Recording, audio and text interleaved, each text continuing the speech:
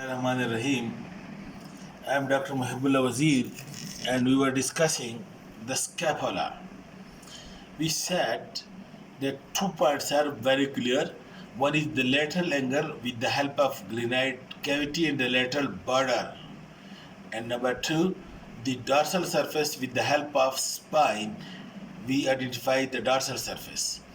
So if this is the lateral angle and lateral border, then the medial border automatically, and then this follow medial border and lateral border inferiorly, they unite at an angle which is inferior angle, and you follow the medial border superiorly, the angle, this is superior angle.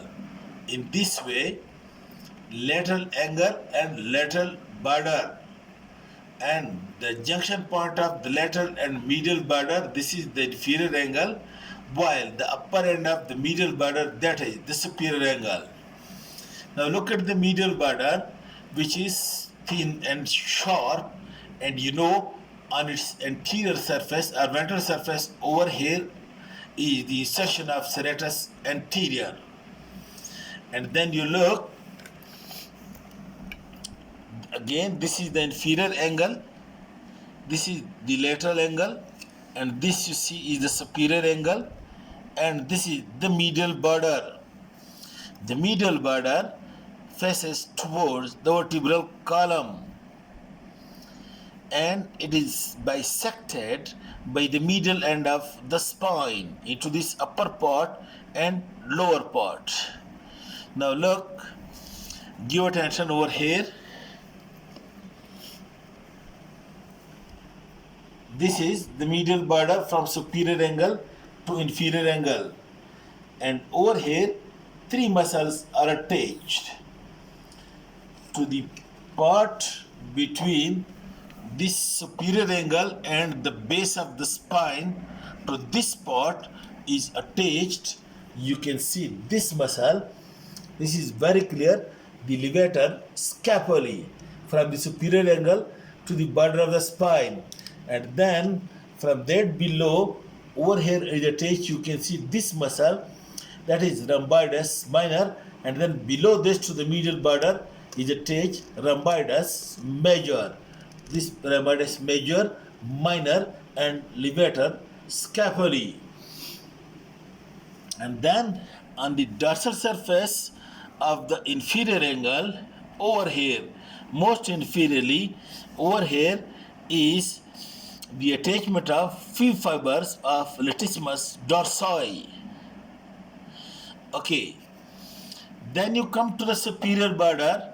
You look, it starts from the superior angle and it is to the base of the coracoid process to the lateral angle, thin and sharp.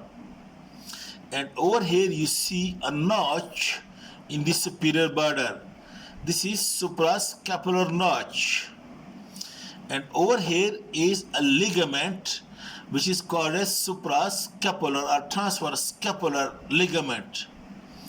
It converts this notch into a foramen, and one artery and one nerve by the name of suprascapular artery and suprascapular nerve comes over here, and look, out of that the suprascapular artery, it passes through the suprascapular foramen, which is the notch being converted by the ligament, while the suprascapular nerve, it passes through the notch, while the artery passes superficial to the ligament to enter into the supraspinatus fossa. And it is said that always the navy passes below the bridge, while the army, that is the artery, passes above the bridge. Suprascapular artery above the ligament, while a suprascapular nerve is below the ligament. And then this suprascapular artery and nerve, it enters into the fossa, supply this muscle supraspinatus, and then passes through this spinoglenoid notch, which is bounded by this lateral border of the spine and the dorsum of the neck of the scapula. This is the lateral border of the spine. This is the posterior border of the spine, and the anterior border is attached to the scapula. It passes into the infraspinatus fossa, supply the infraspinatus muscle, and over here, this suprascapular artery coming from over here, it anastomosis with the circumflex scapular artery, a branch from the third part of the axillary artery, and the deep branch of transverse cervical artery, which is a branch of the subclavian artery. Okay, and then over here to the most medial part of the superior border, just at the edge of this scapular notch, over here is the attachment of the inferior belly of omohyoid muscle. Okay, then you look over here, one stout process extend from the medial border and the glenoid cavity toward the anterior side in a bend manner, and this is being called as the coracoid process. And look, this coracoid process, it lies over here just below the lateral end of the clavicle, over here just below the lateral end of the clavicle in the infraclavicular fossa. And when you press forcibly over here, you can feel the tip of the coracoid process. Now look, this is a strong process, and it is having the tip and then this medial surface and this lateral surface. Look, to the medial surface, over here is the attachment of the pectoralis minor, and to the tip is the attachment of the coracobrachialis and short head of biceps. Make it clear. Now look it over here. Look, this is the coracoid process.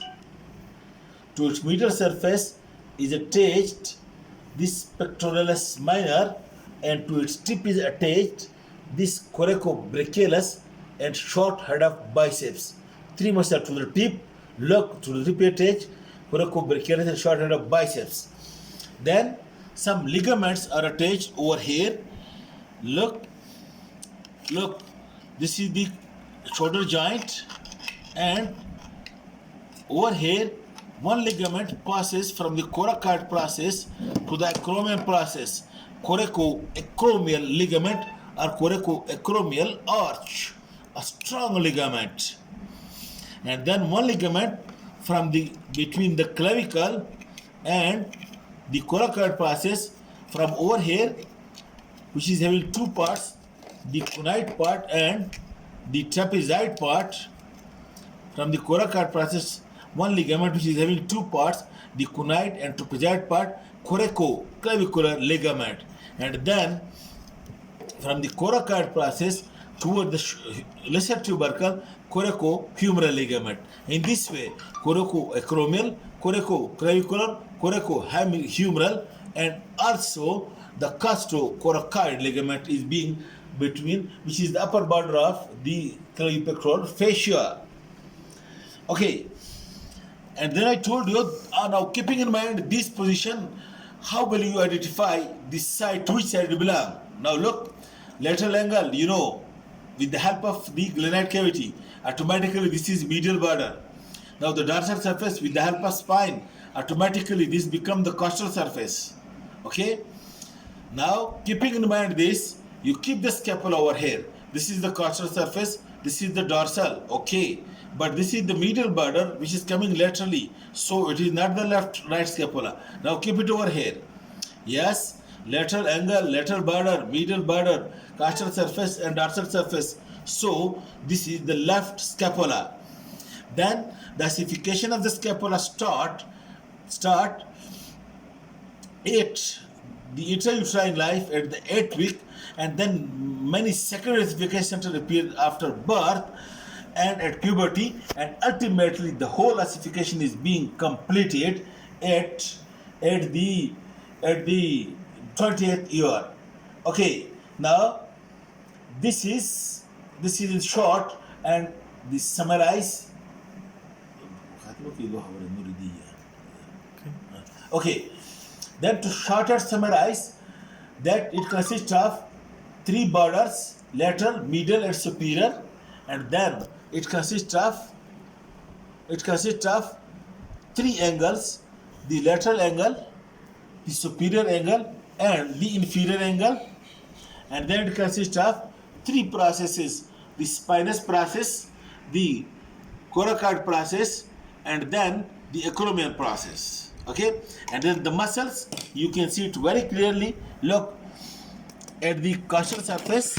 At the costal surface, you look the subscapularis, and along the medial border, the attachment of serratus anterior, and the dorsal surface, supraspinatus versus supraspinous, infraspinatus versus infraspinatus, and along the medial border, levator scapulae, rhomboides minor and major, and along the lateral border, you can see this is long head of triceps, and above is the long head of biceps. Then this is teres minor, and passing through the teres minor is the circumflex scapular artery, and this is the teres major, and most inferiorly over here is the sphere fiber of origin of latissimus dorsi. I hope it's now sufficient more about the scapula, and hopefully you will understand. Thank you very much.